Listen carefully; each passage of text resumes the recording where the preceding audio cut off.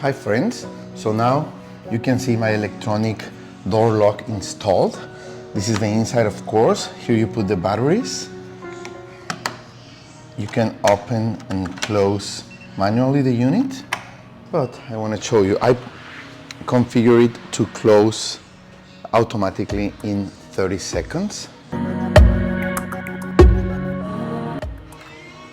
There it goes, 30 seconds, and it closes automatically, okay? So whenever you can configure that for 3, 5, 30 seconds, a minute, whatever you want, okay? Now I want to show you that you can close it pressing this sign 2 seconds. That's closed. Okay? That's closed. Now I already configure my fingerprint. Okay. And I also, 2 seconds, it will close. And I also configure a passcode.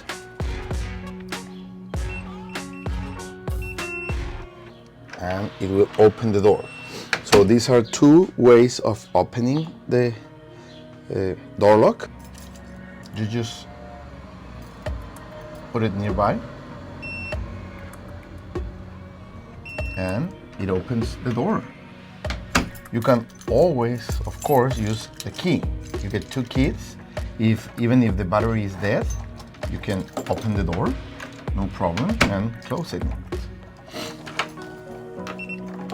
So you basically get like 7 ways of opening the door. With the key, with the card, with your fingerprint, with a code, with the app, with a temporary passcode, or with a permanent password. So it is great for your home, and we recommend it very much to use it in the house. And the door will always be closed because in 30 seconds it will close automatically, okay? You see? Now it is closed. Bye-bye.